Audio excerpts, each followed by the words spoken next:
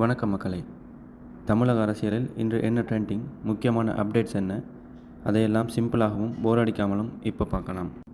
முதலமைச்சர் C. Joseph Vijay சட்டசபையில் பேசிய உரை தற்போது அரசியல் வட்டாரத்தில் பெரிய பேசும் பொருளாக மாறியிருக்கிறது.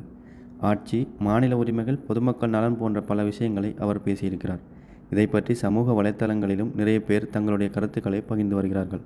அடுத்த அப்டேட்: சர்வதேச போதைப்பொருள் எதிர்ப்பு தினத்தை முன்னிட்டு நடந்த ஸ்டார்ட் ரன் ஸ்டாப் ட்ரக்ஸ் விழிப்புணர்வு ஓட்டத்தில் முதலமைச்சர் நேரடியாக கலந்து கொண்டு பொதுமக்களுடன் 6 கிலோமீட்டர் வரை ஓடியது பலரது கவனத்தை ஈர்த்துள்ளது. அடுத்து, மறைந்த திரைப்பட இயக்குனரும் நடிகருமான கே. பாக்யராஜ் அவர்களின் இல்லத்திற்கு முதலமைச்சரே நேரில் சென்று மலர் மாலை வைத்து அஞ்சலி செலுத்தி அவரது குடும்பத்தினருக்கு ஆறுதல் தெரிவித்தார்.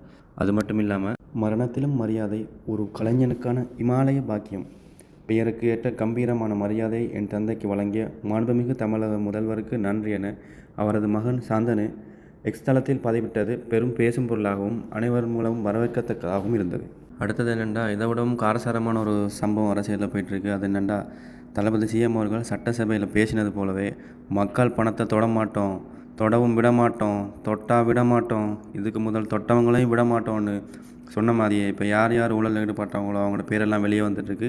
100 கோடி 200 கோடின்னு இப்போ 1000 வர வரைக்கும் தொட்டுருக்கு. 1000 கோடியை தாண்டி போயிட்டுருக்கு. இனி வரும் அரசியல் அப்டேட்டுகள்லாம் பார்ப்போம். யார் யார் எந்தெந்த அளவு ஊழல்களை செஞ்சுருக்காங்க, அவங்கெல்லாம் எப்படி சிக்கியிருக்காங்கன்றதை அடுத்த அப்டேட்டில் பார்ப்போம். ஓகே நண்பர்கள், இன்றைய அப்டேட்கள் அவ்வளோதான். இன்று பார்த்த நிகழ்வுகளில் உங்களுக்கு அதிகமாக உங்களை கவர்ந்த முக்கியமான அரசியல் சம்பவங்கள் எது? உங்கள் கருத்துக்களை கமெண்டில் சொல்லுங்கள். ஆனால் மரியாதையுடன் கருத்துக்களை பகிர்ந்து கொள்ளுங்கள்.